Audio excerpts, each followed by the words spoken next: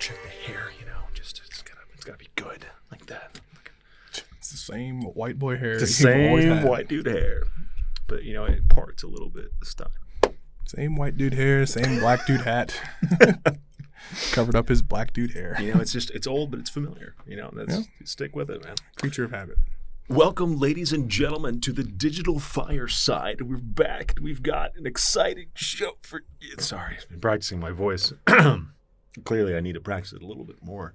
It's funny because all my friends who listen to it, like, Alex has a really good radio voice. I hope that they hear that and then take back everything I said. It's like that Alex guy. Like, he makes me want to listen because he's got a good voice. He's got that voice. But now that I've heard that might be his real voice, and I don't like someone who's putting on a show. I want authenticity. Authenticity. That's what I said. No one is more authentic than Kid Rock. Why? I don't know. The fuck is Kid Rock?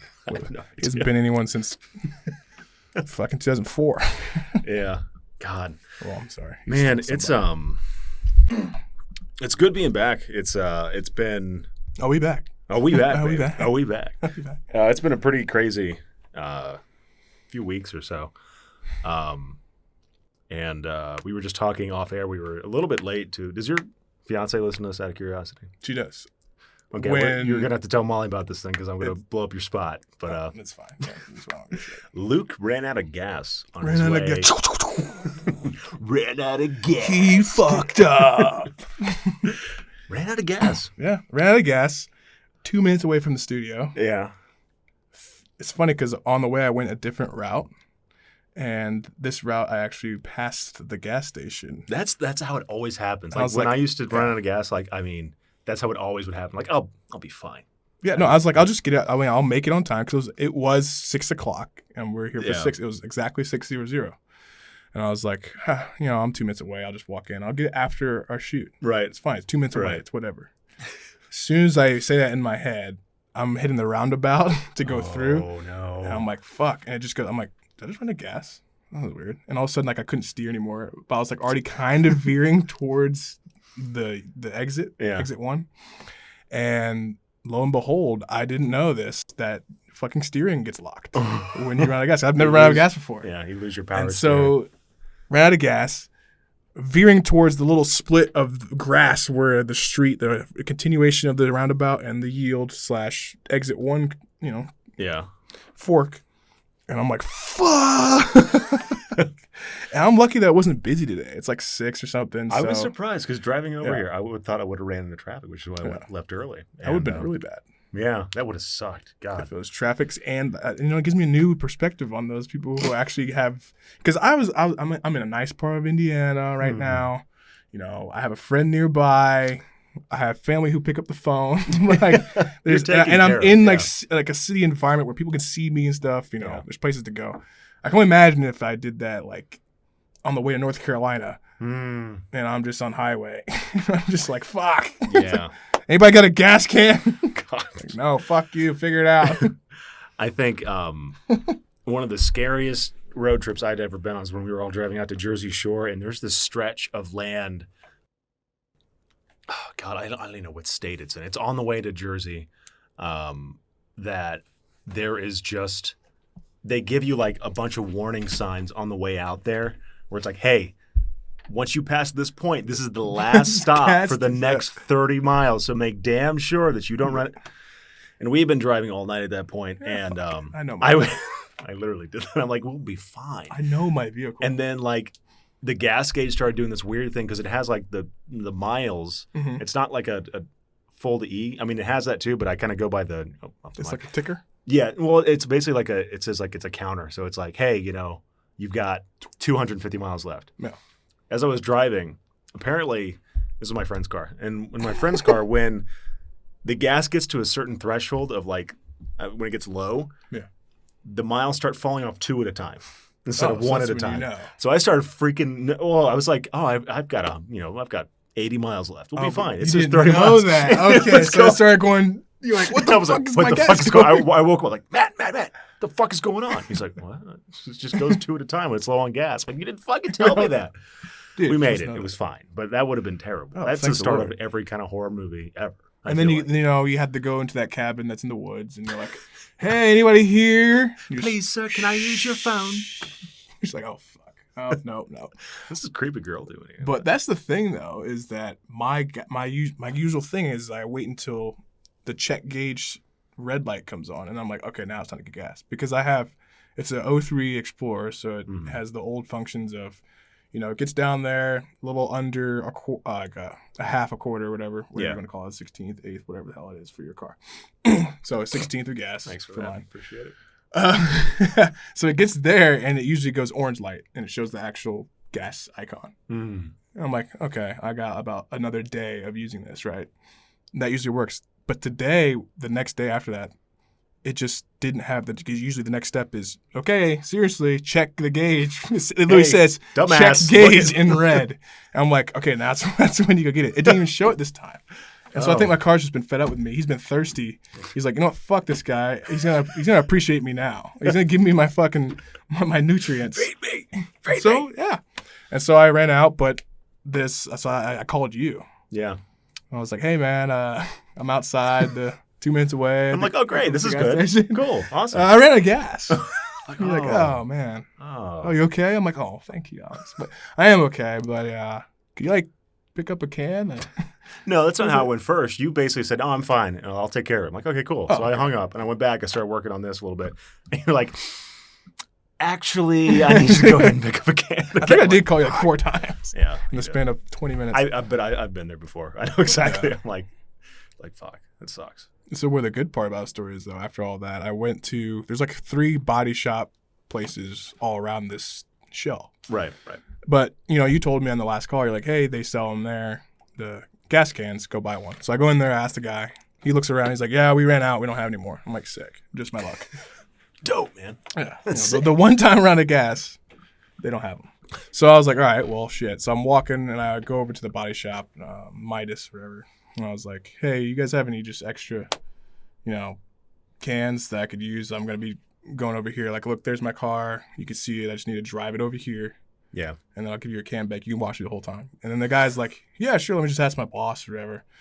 And he was real cool about it. And as soon as he goes, hey, do we have any gas cans? The boss just looks up at his desk like, no. I'm like, well, shit. Meanwhile, little do I know, he like a fucking collection back there of all the gas cans he's taken over the years. Yes, we have all the gas cans. That's why they're sold out next door. And so that guy, he felt my pain. And he felt my heart drop a little bit. And so he's like, you know what? We can use a water bottle. I'm like, yeah, that's right. We can use a water bottle. But then he had multiple water bottles because in his desk, he just, I guess, drinks them and throws them. And so I was looking at him. He had the normal ice mountains, and then he had fat old Gatorade bottles. I'm like, those won't work because inside you have to puncture it, right, in order for the gas to go inside, or otherwise it'll just fall out. So I'm like, okay, the ones with the little poppers, it pops open a little bit, and you can squeeze it kind of like Propel. Mm-hmm. I was like, do you have any of those? He's like, I think so. It's like as if you got any 80s R&B? Let me check my collection. That's literally, he's like, you got it? Maybe. Let me just 1 second. I'll be right with you. And so he pulls one out. He's like, this? I'm like, yeah. And so he drinks his drink, drinks all the water in there. And he goes, here you go, man. I didn't want to waste the water, but here you go. I was like, not all heroes wear capes, man. This guy gets it. And he's like, I've been there. And so I fill it up, stick that bitch in there, squeeze its life out, call you that I'm all good. Squeeze fill up, fill up for $55 freaking dollars on my big ass. Yeah. Shitty ass SUV. Yeah. And I'm here. And now we're here. We were here. We I'm all sweaty. Man. I am too. It's all right. See, I should have stayed in fucking LA. This weather is like gas. Terrible. It's so humid. 90 degrees today. It feels like 100 with all the humidity. Yeah. That's the worst part about the degree. The heat by itself is not so bad. It's all the humidity that just drives it home. It's this is probably one of the worst climate places. And whatever. It's not the worst by far, but this is kind of par for the course for the Midwest, I feel like. Oh, no, Indiana. I equate Indiana's weather pattern to being like a Catholic school kid growing up, right? Okay. Who has to dress in a uniform. And it's been so uniform as he's grown up, so it became predictable. So we became the agricultural state. So everyone knew how everything was going to go. Yeah. And all of a sudden, just out of nowhere, global warming hits and climate change, and they don't know how to deal with it. And so that's the Catholic school kid, leaving and going to public school. Now you don't know what to wear to school. You're like, fuck, do I want to wear this today? Do I want this today? But you change it all the time. That's You a have good no point, idea. Luke. That's what I think of really- Indianapolis weather. They're just like, it's gonna rain today. No, snow in July. You got it, buddies. It's like, fuck, god damn it. Yeah, I think all the indie viewers would agree with me on that. Yeah. I mean, you gotta feel it to believe it, but It sucks. why don't we catch some people up on what's been going on? I mean, I got back from LA about a week or two ago, and What were you doing in LA? so there was a guy that I interviewed a few episodes back. His name was Chris Cantelmo. He's a molecular biophysicist, and we got to talking after the interview because he has this big theory that DMT is able to cure cancer, which is, It's interesting. Yeah. it's interesting regardless. So I think out of curiosity, I started talking to him, and he apparently had flown other people out before to do DMT with him to kind of experience See, I it. thought you were his first. Mm-mm. So he's done it before, and he liked it. So he liked the feeling, and so He liked the did it feeling again. so much, he decided to do it Okay. again. Yeah. What a So- lunatic! I'm like, Just yeah. flying like, out younger at some men. point, it's just like you're meeting these people off. I mean, he knew me, quote unquote, because we kind of have a platform. Mhm. You can see us and, hope that I'm not some kind of psycho serial killer. But, he'd flown other people out that. You totally look it. You know, I can totally see that. Got the white guy, just, Michael Myers vibe. Anyway, so I ended up flying out there to kind of talk with him, try DMT, because I'd always had a cursory interest in it, and I was more interested in the properties of not because there's no recreational value in it, but I was interested in the medicinal properties in terms of like helping with anxiety or like depression, that kind of stuff. And I kind of already overcame my own depression, but I still was suffering from anxiety a whole hell of a lot. And that stuff is just so fucking obnoxious to live with in general because it's just Really? Oh yeah. Is that why you say there's no recreational value? Is it because you can't just like take it out and use it? Well, so like you don't really get high when you do it. So I'm jumping ahead a little bit. So like I ended up kind of going out there doing some research on it, and he put me up in a just full disclosure, like he paid for my flight out there, he paid for my hotel stay, my Airbnb.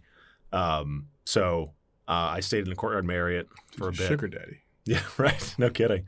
And I didn't even have to suck his dick once. Can you believe that? It was like that Fire Fest. I was fully. She's like mentally prepared to suck that dick. I was like, damn. I flew out there with the mindset that this is gonna happen. This is gonna happen. Well, I'm glad he wasn't like that. It seemed No, like a cool guy. he's a genuinely good guy, Yeah, and I good. think he really had and still does. He's wanting to spread this message of DMT, and I think that, he is someone that is looking for different avenues to help promote that, and he saw this platform of the digital Fireside, and he saw this sort of whatever number of followers I have on YouTube or whatnot, and he saw that our engagement, we get about.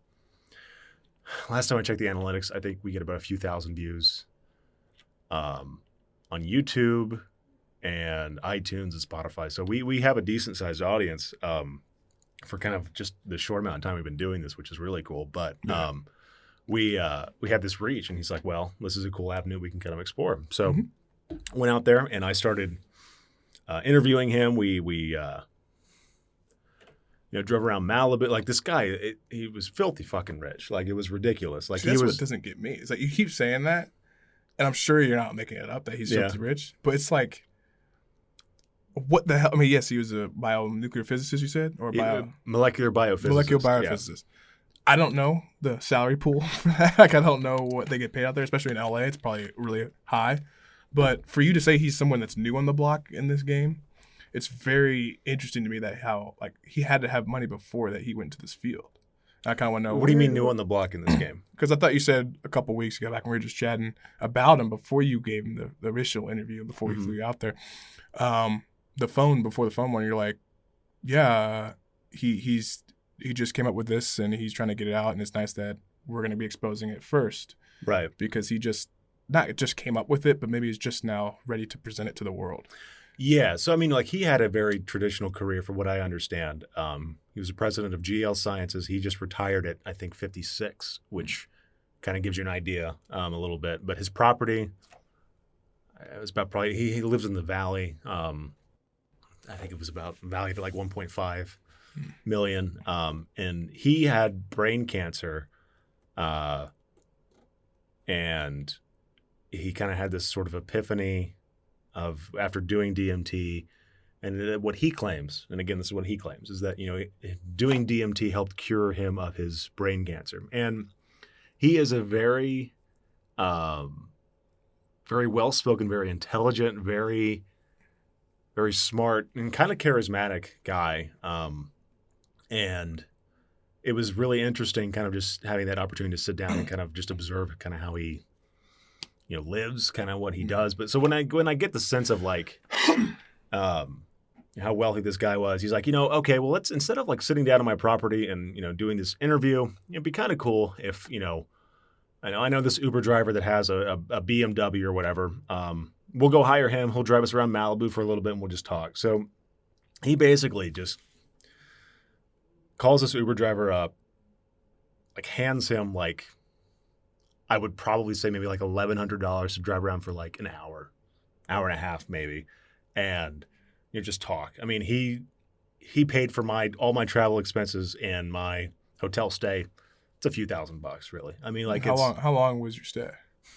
I want to say about a week or so. Spent a week out there. Yeah. My God. And you know, guy lives a very eclectic lifestyle. He pals around with, you know, porn stars, and he's just like, I don't know, man. It's a trip, and I don't want to like show my hand too early because I'm working on this documentary thing about him, and like it's pretty cool. But I was about to say, I mean, speaking of, but I don't know if you want. I mean, you already have the video out there, but I don't know if it's part of your series that you're doing. So well, I mean, so basically what I was doing, because I was very interested in the benefits of DMT in terms of mental health and helping kind of combat that stuff. Because, you know, I've tried different anti-anxiety agents. You know, back when I was kind of going through depression, I was trying different antidepressants. None of them really like worked.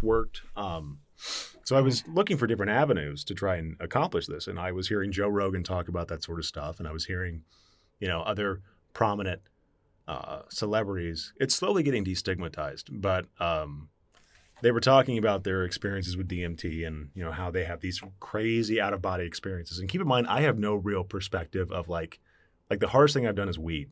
Like that's so, and apparently DMT is like the most intense hallucinogenic, if you can call it that, really? Over thing that LSD? you could do. Yeah. I think the thing with LSD, from what I understand of it, is that LSD is more, you have a lot of visual hallucinations.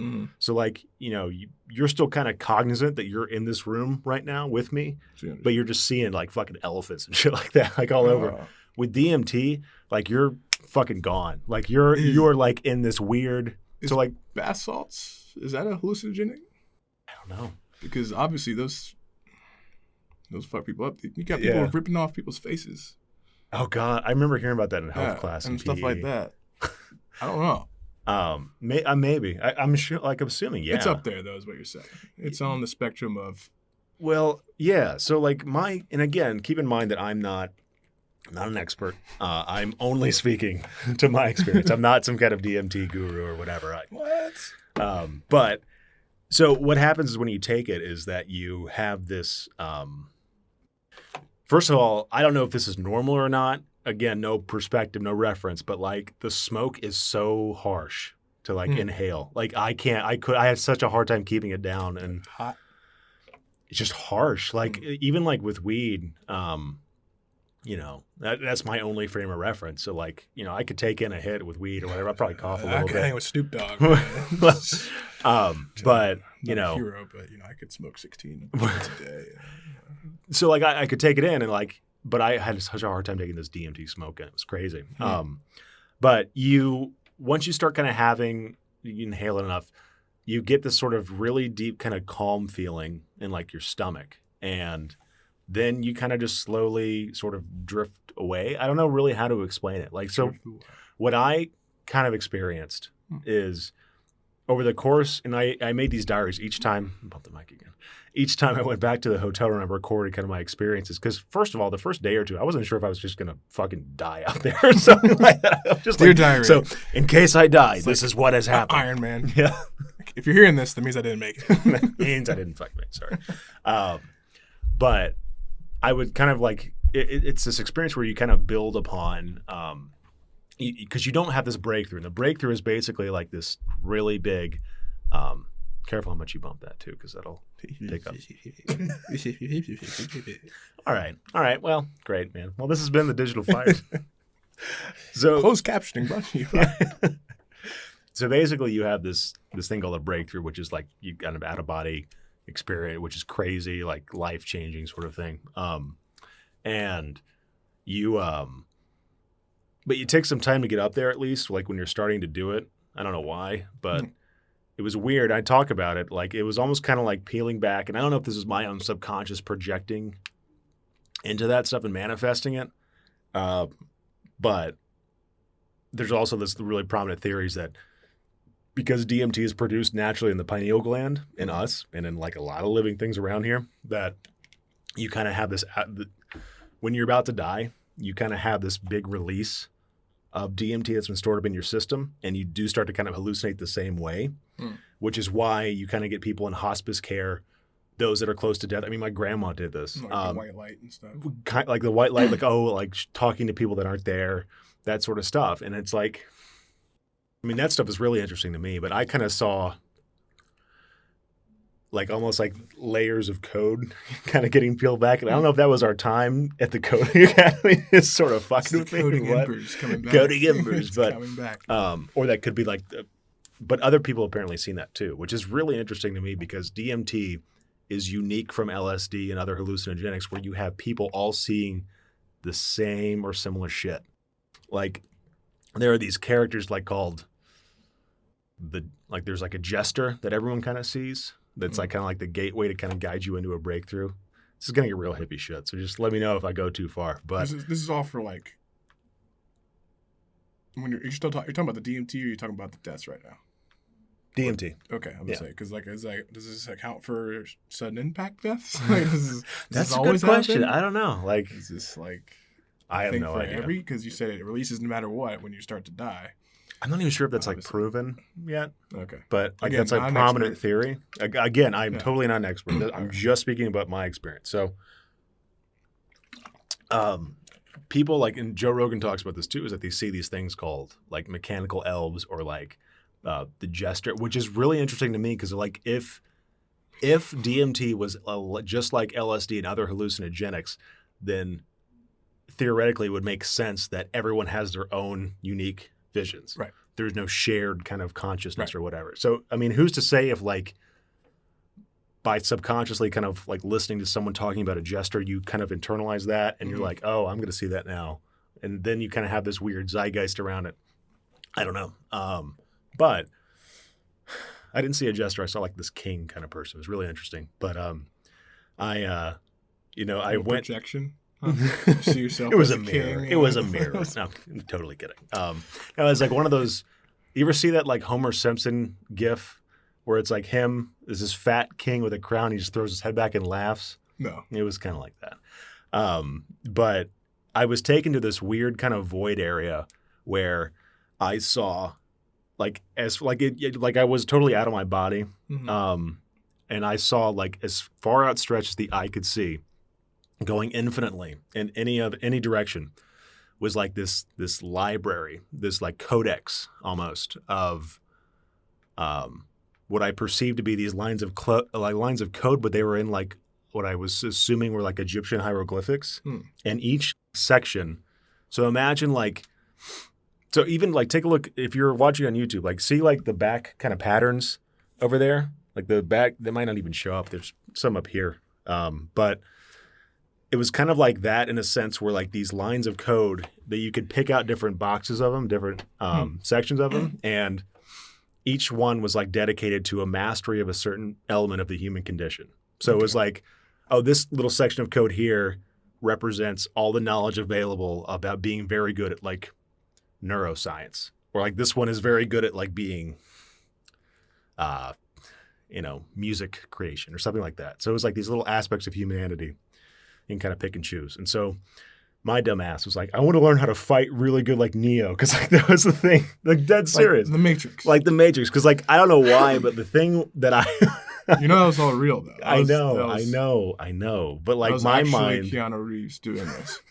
That's actually him breaking his spine. my mind was Coming like, back. oh, this reminds me of a pop culture thing, which again might lend credence to the theory that that's some sort of projection of the subconscious. But I was like, this reminds me of a pop culture thing that, it reminds me of the Matrix. So I want to try and like learn how to dodge bullets and do all this crazy superhero shit. And I went out to go reach out for that, and then I felt like this hand kind of swat me away. It's like, no, dumbass, just this isn't a fucking movie. Like, get real, focus on something else. So I'm like, okay. And I grabbed these 2 different sections of code, I guess, where one was like fitness, like mastery of like fitness and like, or not mastery, but like opening up with more knowledge about the mind-muscle connection, the sort of reaching some sort of pinnacle with my body and being in touch with that. And the other one was kind of more about empathizing with people and connecting with people. Mm. And I felt coming out of that, it was really interesting because it was like I felt that like, hey, I'm coming out of this sort of, weird void vision kind of thing as I felt, because it lasts it's like 2 minutes long, the whole thing. It's super short. Again, which is why there's not really any recreational value so to it. So it's short though. So like you knew that it was a short time while you were under? Or did you feel like you were like it was a long time, but he's like, dude, that was only 2 minutes. Well, yeah. I mean, it was like that, but it's like time doesn't really even matter. Like it's like it's like you're getting a glimpse of what I'm assuming some people perceive, and I kind of am perceiving maybe there's something else there too, but like of something else that goes beyond what happens when we pass away. And like whether that is like accurate or not, whether the vision that I had or whatever was like accurate or not, who the hell knows? There's no, I could think of one way to find out. I'm not in any hurry to get to it, but it gave me such a perspective coming back to the real world that I can totally see some sort of medicinal use because of this, because it gives you this huge perspective where it's like, it's almost like, that feeling when you go off and you get accepted into the college that you want to go to, but you still got a semester left of high school. Right. I mean, you'll do the semester, but like maybe you won't give as much of a shit of what Stacy is talking about Chad about, you know what I'm saying? So it's like, I mean, this kind of shit, it still matters. I mean, it's still relevant, but like let's kind of keep it in perspective here a little bit. So it's kind of like having this big far out sort of perspective. And I think that is, I think that what I'd like to do with this documentary is to help destigmatize DMT, at least to the point where, not that I want people to go around just smoking it willingly. I mean, I think me and Chris will disagree on this, but like not that I want to go around people just smoking it every day like weed or something, but like let's get some scientists, let's get some researchers in to really kind of dig into this and see, could this be a viable alternative to maybe like if chemo or something? Yeah. Well, no, because you said he thinks it could cure cancer. I think if it can, that will take years of double-blind studies to prove. I mean, he says it worked for him. He's been honest with everything else to me, so I have no reason to doubt him. But that is such a huge, grandiose claim that like the skeptic in me is still like, let's wait and see. Let's show me the Carfax. Yeah. But I think from my own experience with DMT that there is something there in terms of combating either anxiety or depression that I think deserves to have more eyes on it. I think that people should look into it a little bit more. And you're going to highlight this all in the little documentary that you got. Yeah. I mean, really. Plus more. Well, absolutely. I mean, the best thing that I think. Like a 7-part mini-series. Like one episode, Chris. Second episode, Jessica. Third episode, whatever. It was Jennifer. Jennifer. They're all the same. Yeah, right.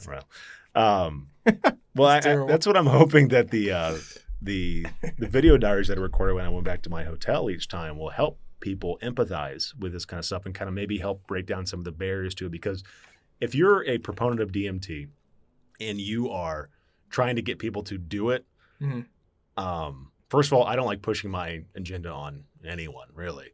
So I'm not going to be like, dude, you got to try DMT. It's crazy, man. And like, I'm not going to do the whole Joe Rogan, like, dude, that's crazy. But you know, try DMT before.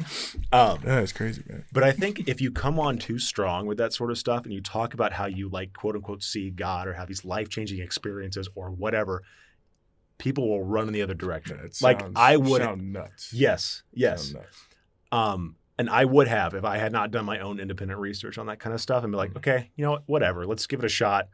You know, if it doesn't work out, it'd be a funny story, you know, to go out And there. I'll be right back where I am. And I'll be right back where I am. Yeah, we'll record another episode like, Luke, I got a funny story to tell you about if that is if I made it back alive, which so far. You had the rest of the week to find that out. Yeah, right. So like, I'm not going to like endorse, like, I think it's, all right. So here's spoilers for the document. Here's what I think about it.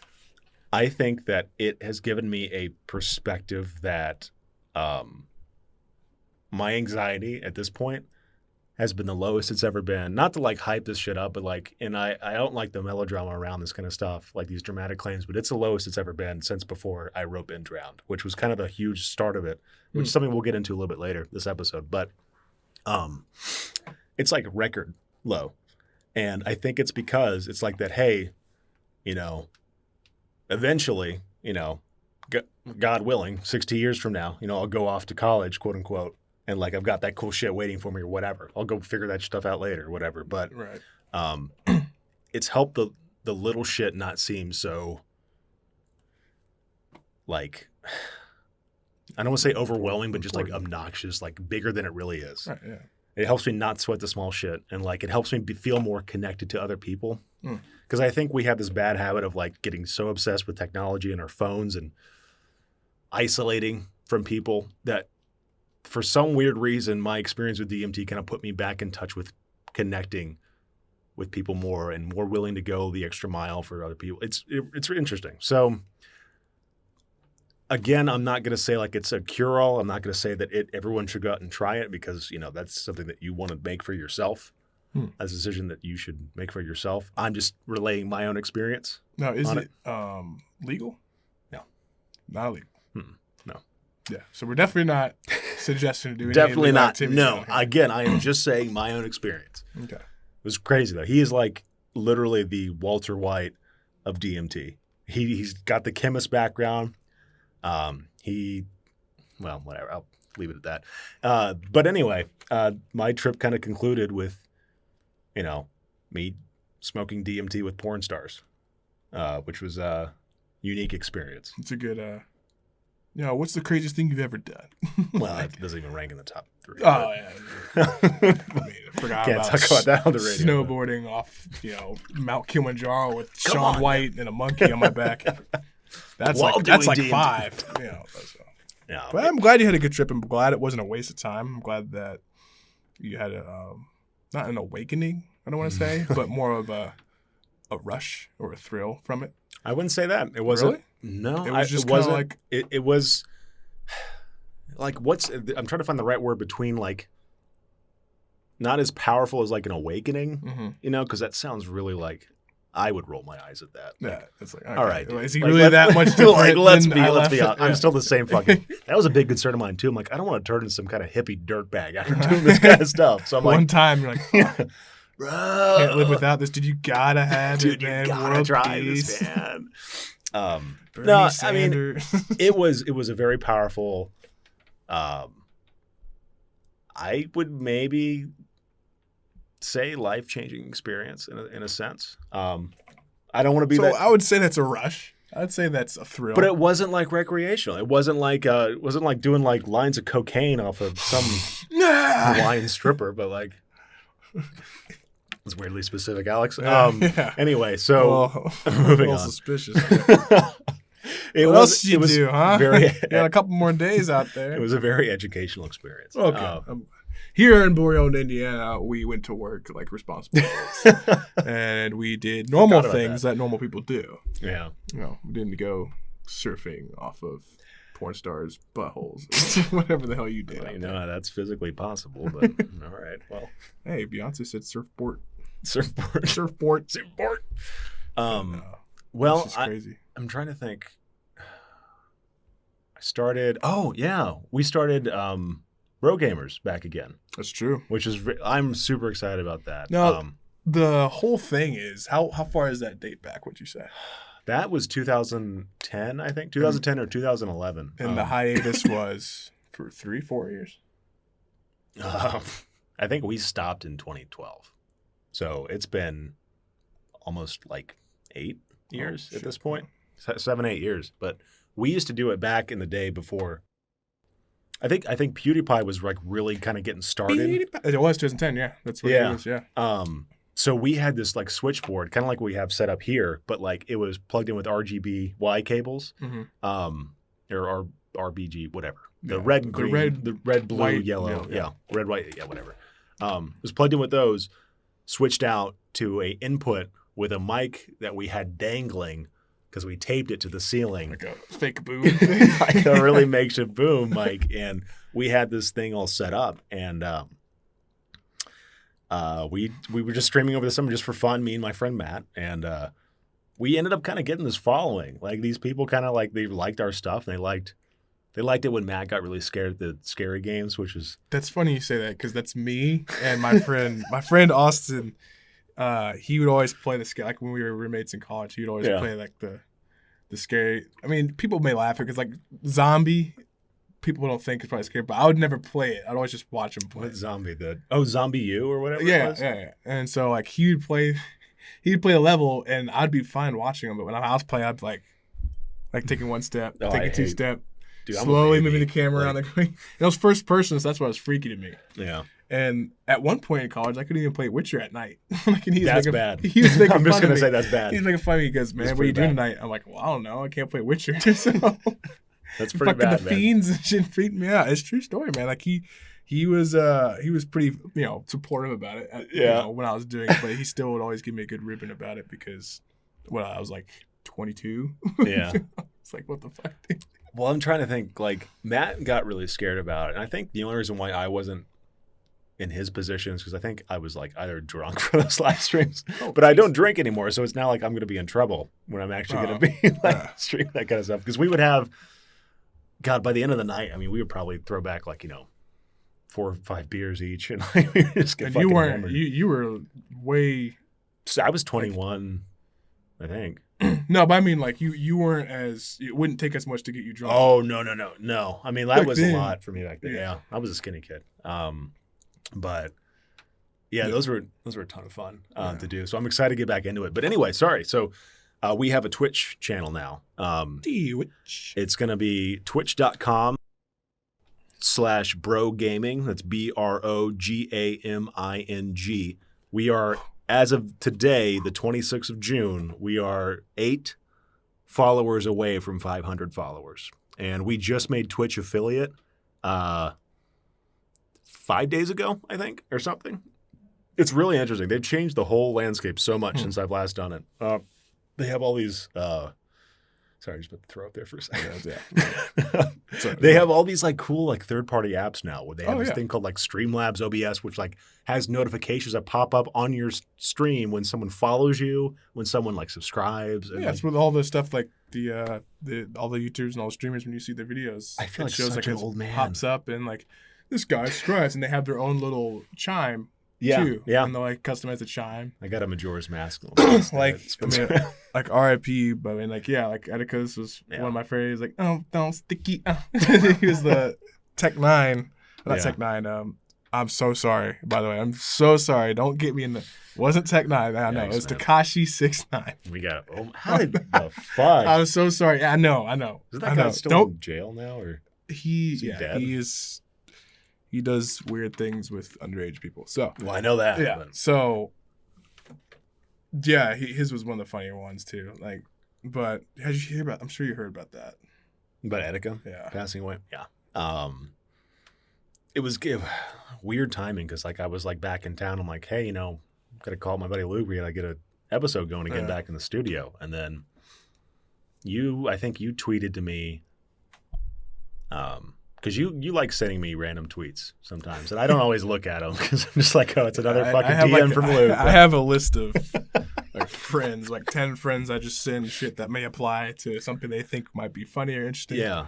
And I think you sent me. I never comment on it either. I just send the tweet. Yeah. So like I have no context. Okay, Luke, great. I'll watch this 10-minute video just because you sent it to me. But I think that's what it was. I think you sent me a video of Etika,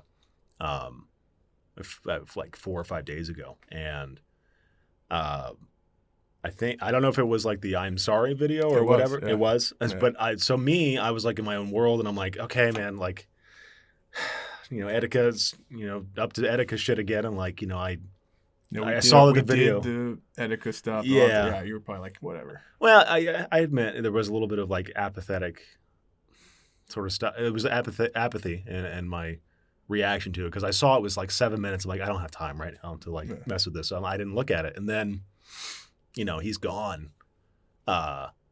He's like missing for, was it like 72 hours or something? Or I think he was missing for much shorter than that, but they didn't announce it until yesterday. I'm pretty sure he dropped the video either Tuesday, and they found out he was missing Wednesday. Mm-hmm. Or it was dropped Wednesday, and they found out he was missing Wednesday. Either way, they found out he was missing Wednesday, because the video was like, it seemed, that's what people were saying. I think Keem was saying that it was pre-recorded. Yeah. And then they found his belongings 2 days before they found his body on the bridge. Yeah. And the thing is, at first they're like, yeah, his license and all this stuff. And no one was really like, okay, maybe it's just someone being, those trolls come out and being this. But then when I think everyone realized it was him, or had the scare that it was him, or that he did do something, it was when they said that his Switch was with it too. Because everyone knows who follows him, like, he loves that thing. He wouldn't just leave it out, and he wouldn't just let someone borrow it and like just leave it on the bridge. Yeah. And like when they found out that guy, he has that thing. He brought that thing. Like he put that thing in his pocket, like as if it was like a Game Boy and stuff. It was just. Well, after I heard that, I'm like, man, actually, he might actually done it. Yeah. And then later they say, we found a body, but we haven't identified it yet. And I was like, oh shit, it's gonna be him, because it's way too much of a coincidence for it had not to be him. Either way, though, like I saw some people's tweets that kind of brought me back a little bit, because I was thinking only of Etika because I was such a big fan. And I was like, man, that sucks if it's him. And some people are like, that even if it's not him, that's someone who decided to do this. Like, let's be real here. Like, a person is a person, no matter if he's famous or not. Yeah. And I was like, you're right. I was like, RIP to whoever that is. And it ended up being him, but at the same time I was like, well, yeah, it's not. It is crazy that he, I don't know what, maybe he has some things on his phone that may be revealed or not, or letting his family have some type of closure that he didn't post to public, like some way of like a note or something. Because recently, like I told you, a friend of mine also decided to do that, and there's nothing behind, and so it just kind of sucks to think about it, because you're like, man, what was eating you so much? So now that, like, we need to know, like, only because you wish that you could have helped, but at the same time you want to know so the next person, you don't miss that sign. Yeah. Yeah, man. When I heard, I listened to our previous episode yesterday. Oh, you did? Yeah, that we did on Etika, and I don't know if it was you or I that said this, but you're like, we hope that this was gonna be the unfortunate kind of, like what happened back when he was taken out by the police, that would have been the unfortunate kind of climax of this sort of story, and that, he would kind of right that path again, and get back kind of on the right track. And, it's, heartbreaking doesn't really even begin to kind of describe it. I mean, he's impacted so many lives, and he had such a positive influence on, people. I mean, like, it's safe to say millions of people. I mean, really. Oh, yeah. Like, because he had multiple platforms. It wasn't just YouTube. Yeah. So there might be different people on those things following him. And I think I spent a lot of time yesterday just kind of looking over some of that stuff, kind of preparing to kind of talk about today. And, I think that toxic masculinity is a real problem, but it's not. I don't give a shit what some kind of Twitter activist wants me to think, that it has something to do with a man spreading his legs on a fucking subway car. It is the fact that we have young men that would rather die than to admit that they need help and to actually like say, hey, I have mental stuff that's going on that I can't overcome on my own. I need to reach out and, I need help. And There's also that double edge though, to whereas when let's say you do say that, right? mm-hmm. It's either people don't believe you. Yeah. And this is part of what you're saying, the masculinity, or someone who was older than you, who has had something that, has been wrong with them. But like you went through your depression the way you went through it. Mm-hmm. Someone like you would be like, well, I figured it out. You figured it out. Like they're not as, I would never be like that. I'm saying I someone may be like, well, what the hell you talk about? Yeah. Like, there's something you can do. Fucking figure it out. Yeah. Get back to work. Like that type of, that type of, and it's like not everyone can just be like, you're right. Yeah. I was fucking soft. And the thing is, like, the double-edged part of that, though, is that, yeah, they can't say anything, but when they do, it's literally like, man, where do I go from here after I admit it? Because now, one, people might be afraid of me because of the stigmas that come with being mentally ill, or all my whole life's over now because now they won't hire a mentally ill person or someone who's been, treated. And there's certain things that you don't want to give up, and now you're kind of caught between a rock and a hard place, and you don't know where to go, and there's no one. And the thing is, like, she was like, a lot of people who are in that situation, I know, they think that you don't know what you're talking about. Like, you don't know because you're not in their shoes. Mm-hmm. So don't tell me how to, it's like the old thing, like, if you're not a pro athlete, don't talk to the pro athletes as if you're like, well, we can still learn how to do these things. We're just not as good at doing them. Yeah. Same thing with like people who write songs. Like, well, we can learn all this stuff. It's that type of thing. It's like you don't have to actually have lived it to understand it. And then when you're telling the person that, they don't. At that moment in time, they don't put that helmet on and say like, you're right. Like you don't have to be me to understand what's going on with me. Yeah. And so they push you away. Like only people who have been this way can. I think that's why support groups became a thing, because that was the mentality. It's like only if you've gone through what I've gone through can you talk to me. Yeah. Well, chances are not a lot of people have gone through what you've gone through, but have seen people go through it on the outside and can help you stay away from the wrongs that the person that they failed to help did. I think for me, I was kind of I was in a unique situation because I tried to write this film that was talking about like dealing with like overcoming, basically meant to inspire people and to kind of overcome all these obstacles and do that sort of stuff. This was back before I had actually kind of started to have like really bad anxiety. Mm-hmm. So I do get some of that validity though, where it's like, I'm in retrospect, like I'm almost insulted by my past self to think that I thought back at the time that I would have enough of an understanding about that kind of stuff to like try and write a movie to kind of help people about that, having not gone through something similar. But at the same time, you don't have to be someone's therapist to kind of be there for them, like it's like, you just having that, it's like, hey, going through a rough time, but I know Luke's got my back. Like, even though if he doesn't understand one-to-one what I'm going through, I mean, having that support helps. I mean, that's kind of the thing that, for me, getting out of that own depression for me involved lifestyle changes. It involved, that's why I got into fitness so much, diet changes, a lot of that sort of stuff.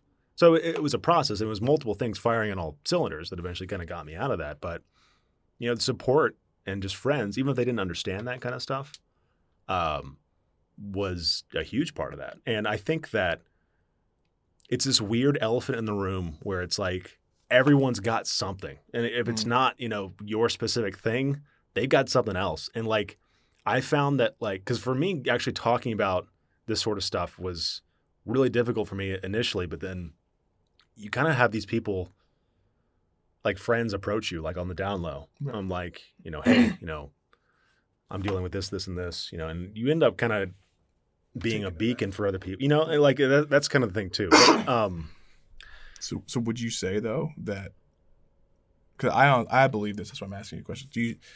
Would you say that being mentally ill or having some type of unhinged psychosis, is that on par with having cancer nowadays?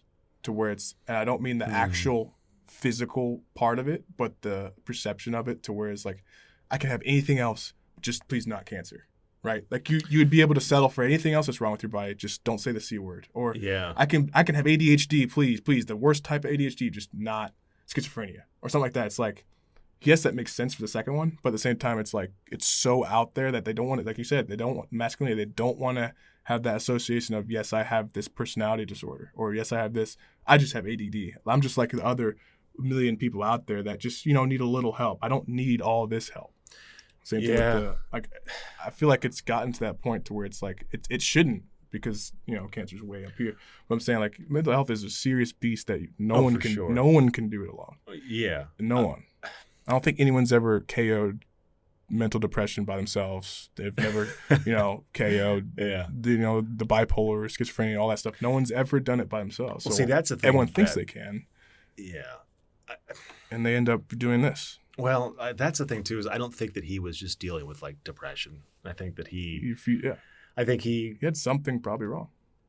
From what I was reading, and again, not a doctor. I don't know if I ever mentioned this, but it seemed like people were thinking that he went through some sort of manic phase a few months ago, like really heightened phase, and then kind of went to a really deep depression kind of phase, which is kind of common for someone, I believe, with bipolar disorder. But again, this is speculation. Same thing with schizophrenia. They're very like split personality, bipolar, and schizophrenia. All three of them have very similar traits, just off by one or two type things. Well, I think to answer your question, I think that's something I could only, God forbid, ever really answer honestly if I was diagnosed with cancer, because I can't imagine, sitting down with a cancer survivor. Even Chris was a cancer survivor too. Yeah. The whole thing with chemo sounds absolutely horrifying. Right. They all say it was the worst part, but I think cancer is, while it can go undetected, like once you kind of identified it, it's more out in the open. Mm-hmm. From my experience with friends and family that have kind of gone through like depression and that sort of stuff, it's very insidious because people can be very good at hiding it. Because it is so stigmatized, because it takes many different forms. I mean, it's such a broad spectrum where it's like anxiety might be here, depression might be a little higher in terms of severity, and then you jump off to like those other like schizophrenia or bipolar or borderline personality disorder, all these kind of different illnesses or whatnot, where it's like such a huge spectrum of like varying degrees of intensity, and people on that higher end have a much harder time hiding it. But with depression, at least in my experience and other people that I've talked to about it, it's kind of this like slow burn that it's not obvious like cancer. Like you don't get sick necessarily. Like you'll it's like this weird kind of like downward sort of like spiral where it's like, hey, you'll start being late to work once a month or something like that. Or like then the next time, like, hey, maybe, you eat too much, or like, you have an extra beer, and then like it starts to kind of snowball a bit, right? So like by the time you're like, it's obvious enough that you kind of have some sort of intervention or something, sometimes it's like there's so many moving pieces of the puzzle that you need to pick up now that have slowly kind of like slipped away, like without you even realizing it. That can almost be like, oh, fuck, well, I'm so deep with the goddamn hole now, like, might as well keep rolling. Yeah. But I think a lot of that is kind of borne out to be a symptom of the extreme amount of attention. We were talking about this last episode with Etika, of being such a huge, prominent YouTube celebrity. Mm-hmm. I think that I have so many thoughts about this, but like, to me, it's so quiet you can hear a pin drop. Put that down. What are you doing? It's fun to twirl. Just don't drop it. To me, it's like like kids these days. Kids these fucking days. These kids. But everyone wants to be a YouTube celebrity. Similar to how when we were growing up, everyone wanted to be a celebrity. Yeah, get money quick. YouTube celebrity. No, I think it's deeper than that. I think a lot of people want to be celebrities because they didn't get enough attention or affection growing up. True. And they want that. But I think I think being a YouTube celebrity is objectively the worst thing you could do. I think even being a celebrity is better than being a YouTube celebrity. Not in terms of cultural impact or whatever, but like think about this. Like imagine you are a celebrity and someone, you know, at maybe like one of your photo shoots or whatever, comes up to you and says, hey, you know what? You're a fat piece of shit. You suck. Mm-hmm. When you engage that interaction, you kind of analyze it.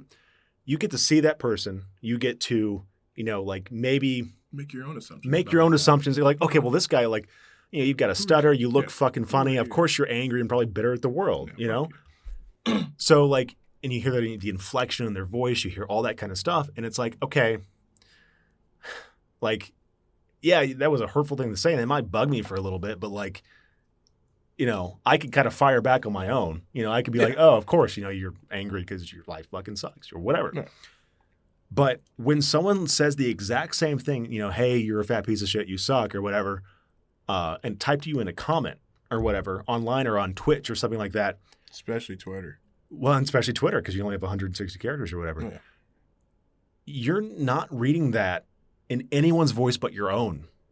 And so you get to infer all this other stuff. Like maybe the choice of words that they have said have touched subconsciously upon different of your own sort of biases or whatever. And you start imagining this person as someone that they're not, you know, because you have no idea what they look like. Half the time they have a fucking anime avatar. It's a goddamn thing. So it's like, well, I mean, you're probably ignoring the fact that this person is like furiously posting from his mom's basement or like some shithead kid whose testicles haven't dropped yet. I always see the way. I saw another one the other day. It was like someone, another person, you know, introspective. I don't know if you know who that is. He's a YouTuber that is a smash tuber. Okay. And, you know, he's grown to some type of prominent fame. He's got 300K on YouTube. Okay. And Etika helped him out originally.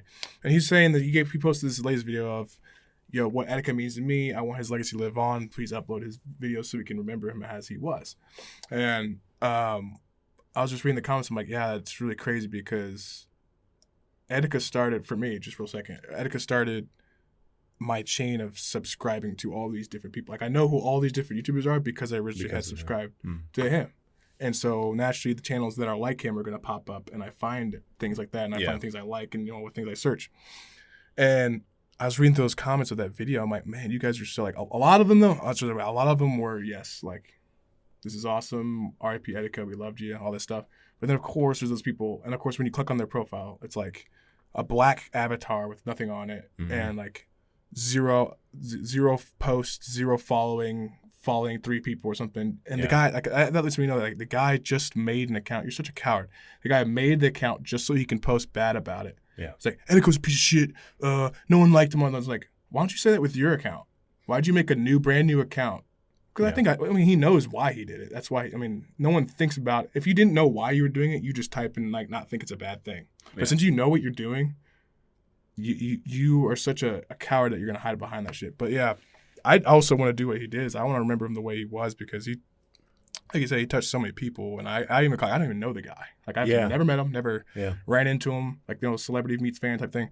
Never knew him, but he was so much like, you know, people I grew up with, so much like myself, to where it's like, this is cool that this guy who is like this is actually getting, you know, welcoming, opening arms for being who he is. And that's what we were talking about the last episode, is that it's so personal. Like it wasn't an act. Like, you know, like the whole like psycho dad thing. Like they're not actually like that off camera.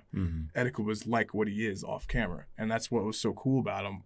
Also might have been his downfall, and he said in that video, I'm sorry that it consumed him. And, you know, just people knew too much about him, and I think that was a blessing and a curse. And, you know, but he brought so much like fun and laughter to just my world, to where it's like when I saw that notification of Etika World Network has posted a video where it's like, I can't wait to watch this when I get home, because it was always something super funny, or he would drop these liners. They're just like, how the fuck, like when the Ryu video, like when Ryu got for Smash 4, he got announced, Ryu and Roy. He's like, this nigga came to another game just to kick another nigga's ass. It's like, well, I didn't even think about that, but yeah, it's true. Like he came to another game just to kick him. Like stuff like that, and obviously the Mewtwo and just the big things he did, but like stuff like that is why I loved him. It was like he would just think about the stuff live. Yeah. And it became like he put on a shirt and shit, and like Joy-Con boys, he was able to just do that shit right away. And it's just crazy to go because I started following when he had that really bad flat top. It was like so thin you could see through the back row. And for it to become like, that's why I know it was a long time, because he made it into like a perfect, like iconic, like it's like painted black, like it's so nice, like a perfect flat top. And it's just funny because like, damn, yeah. So I was going back through all the old videos I used to watch because people are re-uploading like crazy, as they should. Yeah. I just wish YouTube would re-upload his whole channel minus the porn he uploaded. But it was crazy because I was like, yeah, man, I do remember that. That's crazy. I was watching this in the library when this dropped. Or I was doing this. I was walking to the park with my headphones in when he was talking about this shit. Yeah. And it's just so crazy because you, like, I don't even know the guy, and I found myself tearing up for him. And then I saw the memes on Twitter to where, like, some of them, though, are Etika taste. So, like, Etika would like them. Like, if he had saw them, or if he sees them now, like, he'd be like, oh, that's funny. But, and then some are obviously just people trying to, be dicks. Yeah. But then the ones that are like tributes are real nice. I was like, damn, that hit me hard. Like, there's some stuff like this guy, I'll show you after, that they had like his setup, like all the stuff that Etika was known for. He had like a switch out there. He had Curel lotion there. He had the Pyra from Xenoblade Chronicles. She had like the action figure. He had in the background the Black Panther couch. He had all the shit that he's just known for wearing or something like that. The only thing he didn't have, I don't think, was the gun holster things that he always wore, which I kind of dope. I kind of want to have this. You just never have anything in them. You just wear them on stream. But it's just cool to see like how many people actually, you got a feeling because you see the subscriber count. Yeah. But with this outpour of like, we actually did like love this guy. It's crazy. Well, see, that's the thing too, is that I'd like to spend the last, 10, 15 minutes talking kind of about this stuff, because I've noticed this, and I've had this kind of feeling for a while. I mean,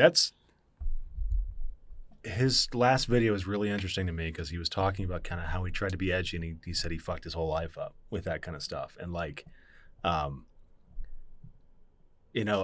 think you kind of hit it on the head last time we were talking about this, with just kind of like how when you have so much of your real life involved in this sort of stuff, like, because even like with most celebrities, in Hollywood, you're in season for a few months when you record, and then you just fuck off and smoke weed for like 9 months, but you're kind of distanced from it. But like with Twitch and with streaming and that sort of stuff, you're kind of on it all the time.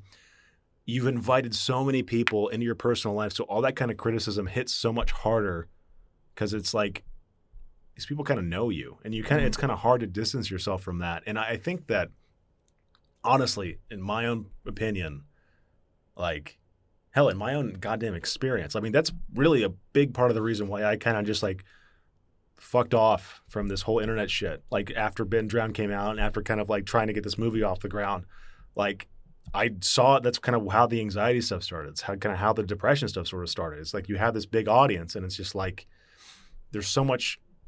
And I wasn't even in nearly as much of a public eye as Etika was, but like I didn't like it. So like that's the thing now, where it's like where we have, honestly, man, like I feel like we're in an awesome place right now, and we're continuing to grow, of course. But like we get a few thousand people engaging with us, reviewing our episodes on all our different platforms. Ideally, I'd like to grow that a little bit, but like as soon as we hit 6 figures again, your boy Alex is peacing out.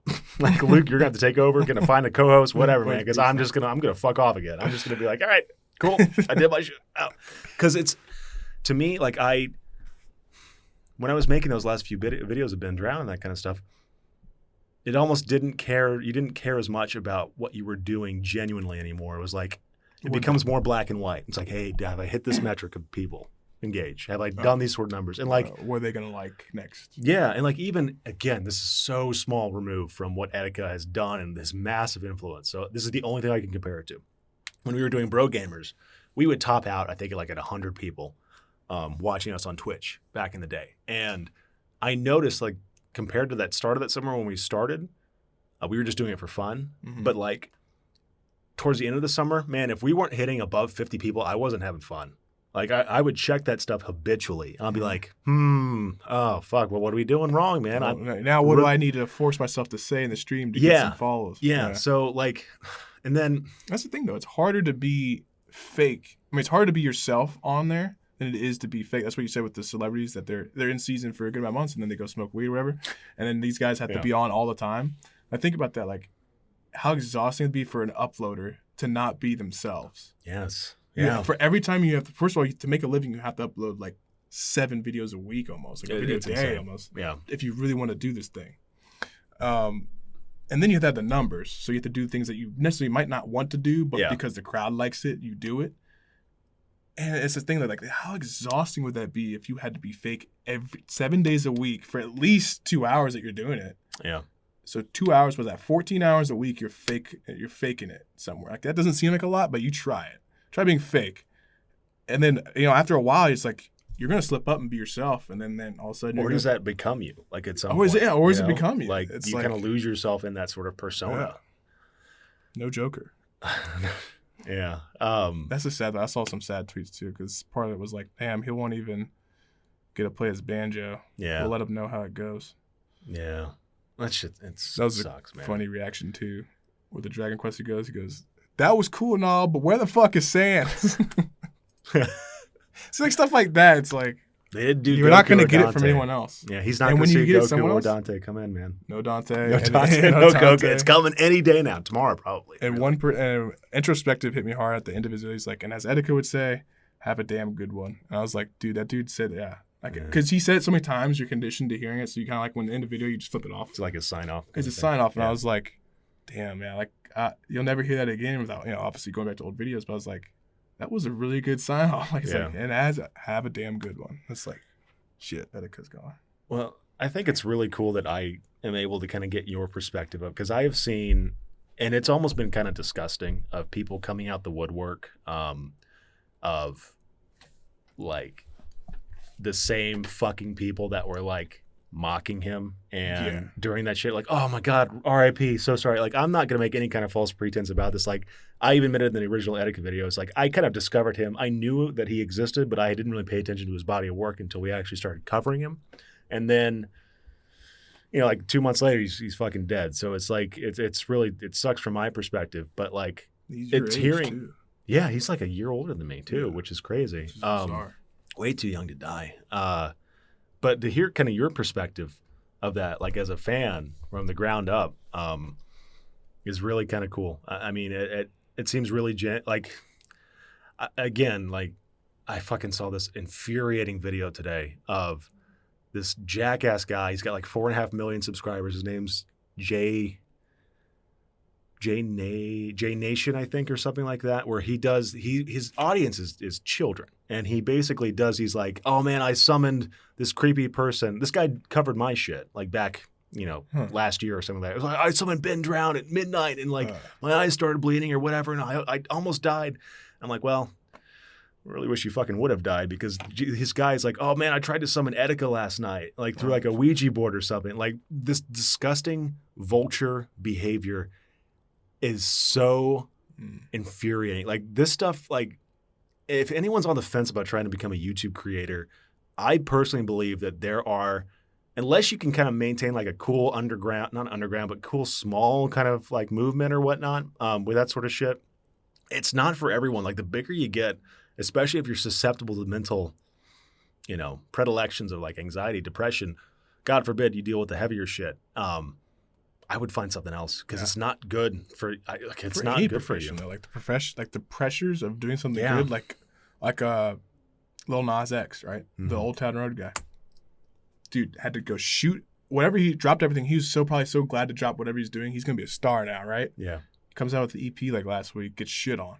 Now I was like, shit, what do I do? Do I go back to? Like the thing is, like he did, like now he has that pressure of, okay, can I do this? Do I want to do this? People know who I am. So even if I don't make it, people are like, oh, you're that guy on the street. Like you're the cowboy black guy or whatever. It's like, shit. Like now it's like, now I have to make it. And then you feel that pressure of now I have to make it. Kind of probably what Etika felt. It's like, man, not now. Like after, especially after all that police thing, where he says like his life started messed up, is that like now it's like, let's say he does try to get a normal job, right? Yeah. now when you search How the up fuck do you Desmond do that? Amofah, it's like, Yeah. How the hell do you do that? how do you Like, do it? You at can't that do that. Now you level. have to be a YouTuber or entertainer because now the life you live is going to be, whatever you do other than that is going to be way worse. Yeah. Well, I mean, it's Stuff. I don't know. I saw a very, and it takes a lot for me to get upset. But I did see your tweet about that. the Like, fucking, just let them.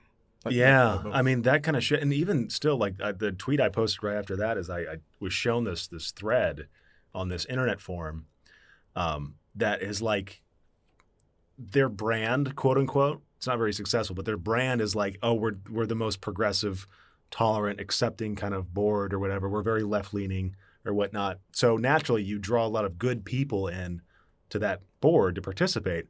The big problem is that the core members of that board are so, they're like hall monitors, but like taken up to like such an insidious degree where it's like as soon as you step out of line once and like go against the narrative, because Etika had a very kind of public Twitter meltdown from what I understand, where he said a bunch of ridiculous shit that like I don't know any rational human being would be like, you know, oh well this guy, like fuck this guy forever then. But like that's literally what these black and white kind of worldview people do, where it's like they're basically 4chan trolls on steroids, where they try and use this guise of being social justice, you know, people or politically correct or whatnot as an excuse to hurt people and make other people think that it was the right thing to do. And I have seen these people, they were like, it was disgusting reading the thread on that about they were mocking Etika like a month ago.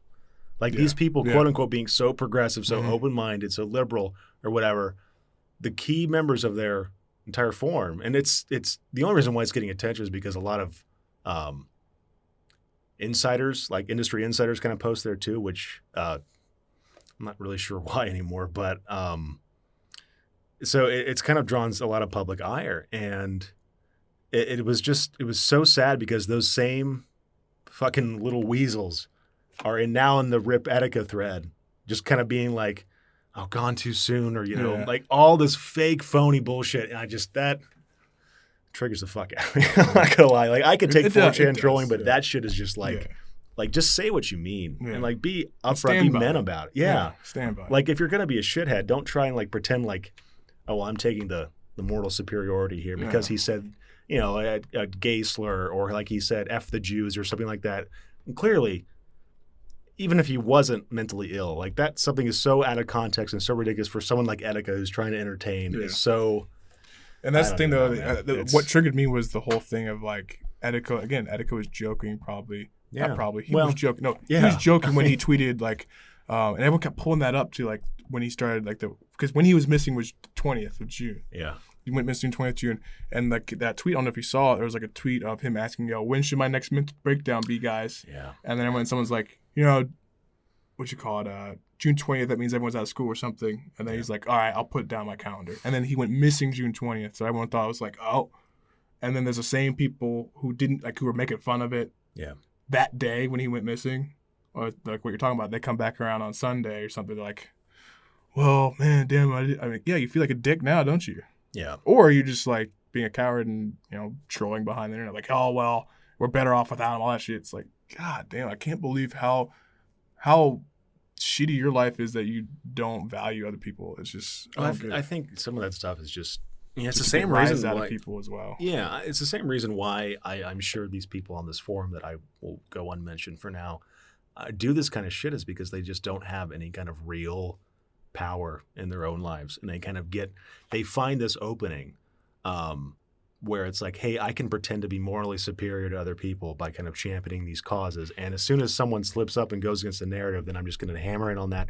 They basically are stopped treating like a human being at that point. And they did that to Etika. And like Etika was a huge proponent of LGBT causes. And so like clearly when he's having some sort of mental crisis, you know, and saying stupid shit on Twitter, like maybe not like read into that and think, okay, well, it's okay to destroy this guy's life now and just harass him and be these complete despicable human beings. Like it's really interesting how like 4chan trolling has kind of evolved over the years. And they're like, and that's like, really, I don't see any difference between those two kind of groups of people where it's like you're tricking, because it's like they're good causes that these people try and champion. And so it draws in a lot of good people. Mm-hmm. But like, once the bad people see that a lot of good people are communing, yeah, it's our time to strike. Well, yeah. Well, it's like, okay, well, now that we've got this platform. sort of personal little platform or whatnot, and now we have like virtual like impunity to any kind of like, standing up for the victims that we attack because like we're quote unquote on the right side of history or something like that. So it's been. Speaking of, and I mean, you can cut this if you want. I guarantee this will go 20 minutes, but after I say it, I think you'll want to talk about it because I know you heard about it. No doubt that you heard about it. And it's funny because we are two alumnus of the two high schools that are, getting praise and ripped in the news about, themes of SJWs, stuff like that. And some are for the right reasons, some of that. Yeah, so you're a fucking high school Jesuit grad right here. I am. And I'm a Cathedral High School grad. And there's certain things that have happened. So what happened with Rebuff is that there was a was it a woman or a man? I don't know the gender. I think it was a man, I think. So it was a gay man or lesbian woman. Mm-hmm. And they wouldn't fire her because of that, because the Archdiocese wanted them to fire her or him because it goes against the values of the Catholic Church. Right. And in order to preach and teach about or have teachers to teach them in the Catholic way, they need to have people who follow that, right? And that was kind of their whole... Supposedly. I mean, that's what they're saying, right? Yeah. Obviously, people brought up good notions about like, oh, wait, that doesn't make sense because I can name like 30 things that are going on right now. Yeah. Other than that could get other people fired. Yeah. And so they choose not to. They stood with it. It's like, you know what? We're going to stand up with our teacher. They do great things, all this stuff. And everyone's like, yeah, Rebuff. Fuck yeah. And then Cathedral comes like in. the next week. Next week. It's like, we fired. So yeah, the thing is, like, I know a little bit more about the Cathedral issue because, yes, everyone in my fucking Facebook is just going after the Cathedral. Rightfully so at certain points. But, and I also went there and I know the teacher that they're talking about. Oh, really? Yeah, I know. I didn't take his class, but I know a lot of people, and the thing is, everyone enjoyed him. He's very good at what he did, and that's what everyone's probably pissed about. Is because this type of stuff is what people bring up, like race, to compare it to. It's like this decision makes no logical sense. Yeah, it'd be different if people can understand, like, every person he gets, they have really good grades in high school, but once they take his class or this subject in college, they always fail out. Mm-hmm. That's a different story. Like, you're obviously not preparing your students. Yeah. The other thing is, like, the reason why this is such hard hitting is because you shouldn't be judging these people based off of something so trivial as what they like to do in their personal time. Right? Yeah, I 100% agree. And that's what I think all my classmates are getting an uproar for, not because it's in the public eye, not because it's just because it's wrong, man. It's just why do you feel the need? What? So I didn't tell you this because I was going to see if your schedule is available. I've been trying to coordinate this, but my next guest that I have coming on was an old teacher of mine from Rebuff, and we were trying to organize this a while ago, before all this stuff even happened. So we need to coordinate for that because we're coming up on 8 o'clock here. I kind of want to say we've got. I'm about to go off. Yes, I want to hear what you have to say, and I want to hear what he has because I mean I haven't been to that place in 10 years. Almost. Yeah, it's been. I think we've got our 10 year this year. Yeah, 2019. That makes sense, Alex. Dumbass. Anyway. I guess I'll save it. But yeah, just let you know that I am 70% with my classmates and with the teacher. Yeah. 30% with Cathedral because they are also in between a rock and a hard place. So it's more nuanced than like a tabloid. I think it's not Cathedral's fault. Either way, they have a fall on their sword. Okay. And there's no one else to blame. That's a hell of a cliffhanger. Because I want to talk. I want to hear what you have to say about that. Because I know you, and you wouldn't say that without a good reason. So, like, fuck, I can't believe we're going to have to wrap up here. All right. Well, if you're still watching on YouTube, the video looks like it cut out about 10, 15 minutes ago. So sorry you can't see our beautiful faces. But we are also on iTunes and Spotify. You like that transition? We are also on iTunes and Spotify. If you search for the Digital Fireside, we will come up. we'll come up. We're on Also on Instagram, I forgot the password, so I need to reset it. You've got to be kidding me. That's why there has been 4 posts. You've had one Guys, job. I'll get back on it. One job. Well, it's the email that's contact, and I need to be able to verify that. So I need to go back in there and change some passwording. But yeah, we'll be posting again. Don't worry. It wasn't just like one of those quick pages of they're done. No. They'll come back. I'll post again. But yeah, you can follow Fireside, the right? Digital Fireside on Instagram. Wait, is it The Digital or just Digital Fireside? The Digital Fireside. Got it. Okay. You can find that. Where can they find you, Alex? You can find me on Twitter at Alexander D. Hall. And now that Bro Gamers is back, you can find us at twitch.com/brogaming. If you could go ahead and subscribe if you can, or follow us, that'd be fantastic. We are almost to 500. We will hit it by this weekend. I'm doing this little run. We got to find a way we can do this, get you in like a feed in or something. But I'm doing this run on this game called XCOM 2, which is... I played it for a little bit. I was not a fan. It's so much fun. But I like Rabbids, which took from that. They did do a knockoff of that. They took from it. So we're doing this campaign where basically each of the viewers gets to make their own soldier, and I control them and kind of make the. We've had some really insane catastrophes that have happened. Permadeath? Yeah. Oh yeah. No, they have these things called hero units in this expansion. It's called War of the Chosen, and we had our biggest one. And this guy named Sprawl, 267 or whatever, has his own custom character who's voiced by Death Grips because you have all these custom voice packs in it, and so. This guy got mind controlled. Sprawl did. And the first thing he does is just shoot the hero character with his superpower that kills him instantly. And so it's just our whole run's going to shit. So is this a mod? Well, yeah. So you have all these different mods. Yeah, it's all on PCs. I did see the Star Wars one. It was pretty cool. Yeah, they have some incredible stuff. But we are continuing that playthrough. That should be, if you go by Eastern Standard Time, that should be this Saturday from noon until about 4 or 5. And then continuing on Sunday as well. We need to get a good schedule, and I got to coordinate with you to figure out some good times because we've got a ton of next week stuff should to be play. really good for me. Yeah, we'll coordinate that. But we do have a Discord now. Yeah, I'll have to put a link to that in the description of this video or podcast, whatever. But join that too because that tells you when we're streaming until we get a finite schedule.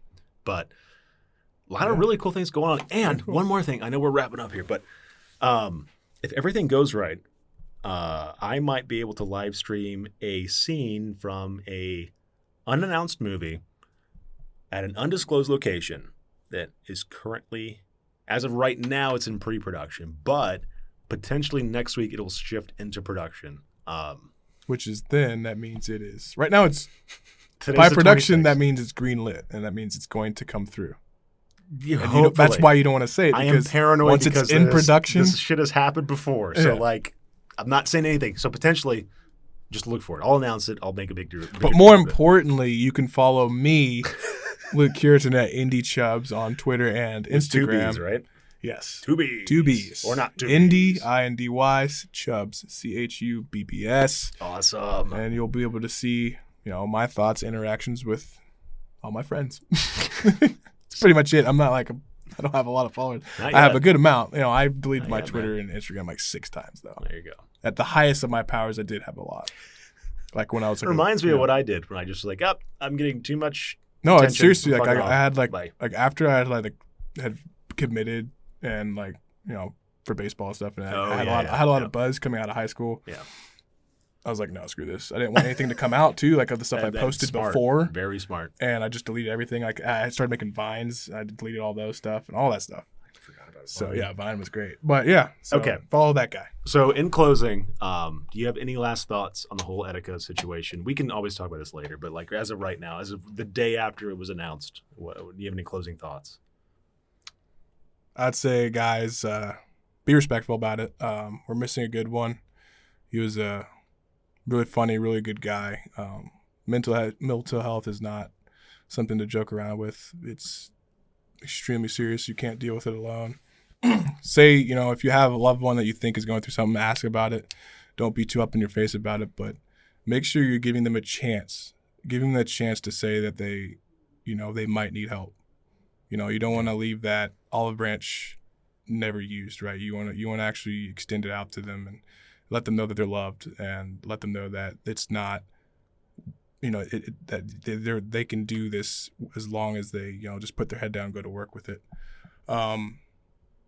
And tip I'm going to take off an introspective a little bit is that remember him as he was. Remember him as the fun Smash tuber, the fun Joy-Con boys guy, the guy that, would just come up and say some random shit, and it'd be the most funniest shit that you've ever heard, and just be cool about it, Yeah, it's tough because I didn't know him, so I just have the superficial things to say, but I know how he made me feel. I know how he made me like want to share certain thoughts, and he definitely had his entertaining moment, and he used his platform the way that only he could have done it. And yeah, do you have anything, or is it just kind of?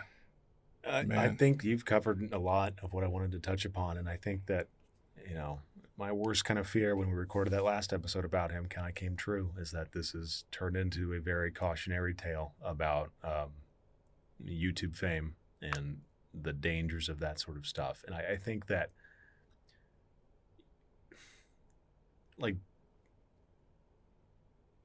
we will kind of start to see, unfortunately, probably the next few years, kind of the ramifications maybe of some of this stuff with being like having a new kind of quote unquote celebrity, like an internet celebrity, and how that affects people. And I think it's not for everyone. I think it's almost only for a few kind of people, really, to be at that kind of level and be okay with it and be able to kind of handle that kind of shit. Because hell, I didn't want to do it. I fucked up. I didn't. Doesn't do good things to most people, I think. And, just kind of be cognizant of that if you're trying to make a name for yourself with Twitch or YouTube or whatever. So, yeah.